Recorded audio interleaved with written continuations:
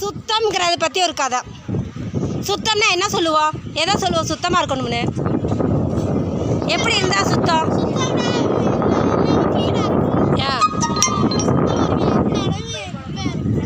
குப்பை இருக்கக்கூடாது. அப்புறம்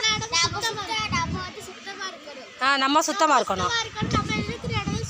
சரி, நம்ம சுத்தமாக இருக்கணும், நம்ம இருக்கிற இடம் சுத்தமாக. சரி, அப்புறம் சுத்தம் பற்றி வேறு என்ன? சுத்தம்னா என்ன சொல்லுங்கள்? குப்பையாக இருக்கிறத சுத்தம் பண்ணணும். நீங்கள் சொல்லுங்கள், சுத்தம்னா என்ன? குளிக்கணும். சரி, டெய்லி குளிக்கணும். உடை சுத்தமாக இருக்கணும். எல்லாமே அதான் சுத்தம். சரியா? சரி, பல் விளக்கணும். சரி, இப்போ இதெல்லாம் சொல்கிறீங்க, இதெல்லாம் சுத்தம் சொல்கிறீங்க அதானப்பா? இப்போ நம்ம இருக்கிற இடம் குப்பையாக இருக்கக்கூடாது. அதை குப்பையெல்லாம் எடுத்துட்டோம்னா அது சுத்தம். நம்ம அழுக்காக இருக்கக்கூடாது, நம்ம போட்டுக்க விட அழுக்காக இருக்கக்கூடாது. அதெல்லாம் சுத்தம் பண்ணோம்னா அது சுத்தம் சொல்கிறோம். ஆனால் உண்மையான சுத்தம் என்னன்னு தெரியுமா? என்னதுப்பா? எந்திரி எந்திரி எந்திரி. உண்மையான சுத்தம் என்னது? கிளாப் பண்ணுங்க, உட்காரு. உண்மையான சுத்தம் எதை வச்சுக்கணும்? மனசை வச்சுக்கணும். அதை பற்றி ஒரு கதை பார்ப்போமா?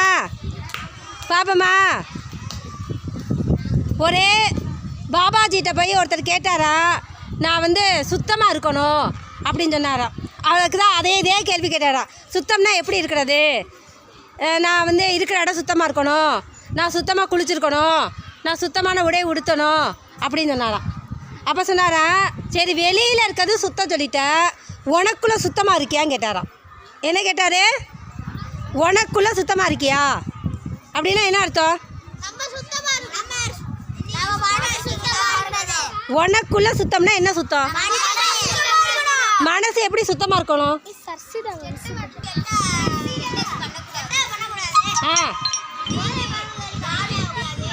யார்ப்பா சொல்கிறது பொய் சொல்லக்கூடாதுன்னு?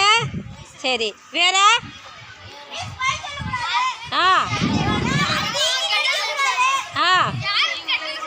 கெட்டது செய்யக்கூடாது.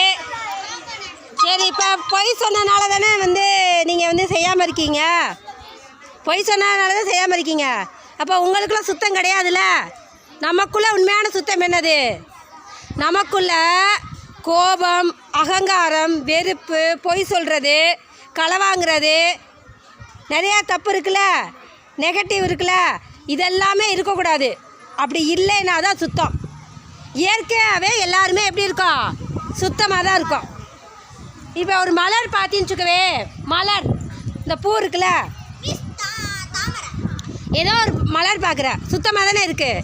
அதில் ஏதாவது அழுக்கு தண்ணி பட்டால் என்ன ஆகும்? அசுத்தமாகிடுதா? அப்போ அதை என்ன பண்ணுறா? நல்ல தண்ணியில் கழுவும் போது என்ன ஆகுது? சுத்தமாகிடுது. ஆகுதா? அதே மாதிரி நம்ம மனசுக்குள்ளே இந்த மாதிரி கெட்ட எண்ணங்களை வச்சுக்கக்கூடாது. 6 குணங்கள் சொல்கிறாங்க இல்லையா?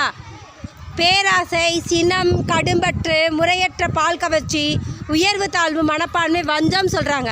காம, குரோதம், மோகம், மதம், ஆச்சரியம் சொல்கிறாங்க. சரியா? இதெல்லாம் ஒரு கெட்ட குணங்கள். இந்த கெட்ட குணங்கள் இல்லாமல் இருக்கணும். அதுதான் உண்மையான சுத்தம். சித்தர்கள்லாம் பார்த்தீங்கன்னா குளிக்க மாட்டாங்க. பார்த்துருக்கியா? சித்தர்கள் ஞானிகளாம் குளிக்க மாட்டாங்க. கேள்விப்பட்டிருக்கியா? குளிக்கவே மாட்டாங்க. ஆனால் அவங்க உடம்புல நாற்றம் வராது. ஏன்? என்ன? அவங்க சுத்தமாக இருக்குது. அவங்களுடைய மனம் சுத்தமாக இருக்குது. மனம் சுத்தமாக இருந்தால் நம்மகிட்ட இருக்கக்கூடிய ஹார்மோன்களை நல்லா சுரக்கும். ஒரு மனிதர் பேட் ஹேபிட் இருக்கோ பார்த்தீங்கன்னா, அவங்க எவ்வளோ தான் குளித்தாலும் வாடை வரதான் செய்யும். இப்போ எத்தனை தடவை பல் விளக்குனாலும் வாய் வாடை தான் வரும், எத்தனை தடவை குளித்தாலும் உடம்பு வாடை தான் வரும். மன சுத்தம் தான் முக்கியம். என்ன இருக்கணும்னா அன்பு, இரக்கம், கருணை, நேர்மறை எண்ணங்கள் இருந்தாவே அதுதான் சுத்தம். அந்த சுத்தத்தை நம்ம வளர்த்துக்கணும். அதுக்கு என்ன பண்ணணும் சொல்லு? மன சுத்தத்துக்கு என்ன பண்ணணும்? கோவப்படக்கூடாது. கண்டிப்பாக தியானம் பண்ணணும். நம்ம கவனிக்கணும். நம்மளுடைய மனசை கவனிக்கணும். கண்கள் மூடி கொஞ்ச நேரம் நம்மளுடைய மூச்சை தியானம் பண்ணணும். அடுத்து என்ன செய்யணும்? யாரை பற்றி குறை சொல்லக்கூடாது, நிறைய தப்பாக நினைக்கக்கூடாது, பிறரை தவறாக நினைக்கக்கூடாது. 3வது என்ன பண்ணணும்? எல்லாருக்கும் ஹெல்ப் பண்ணணும். நம்ம தியானம் பண்ணி நம்மளுடைய மன அமைதி நிலைக்கு வந்துருச்சுன்னா என்ன பண்ணுவ மாட்டோம், பிறரை பற்றி குறையாக நினைக்க மாட்டோம். யாரையும் குறையாக நினைக்கலைன்னா என்ன பண்ணுவோம், பிறருக்கு உதவி செய்வோம். சரியா? அப்போ சுத்தத்தில் எது முக்கியம்? மன சுத்தம் ரொம்ப முக்கியம். சரிங்களா? மன சுத்தம் இருந்தால் நம்ம வாழ்க்கையில் எப்பயுமே சிறப்பாக வாழலாம். ஓகேவா? இப்போ எல்லோரும் மன சுத்தத்தை பற்றி தெரிஞ்சிட்டிங்க. கிளாப் பண்ணுங்க.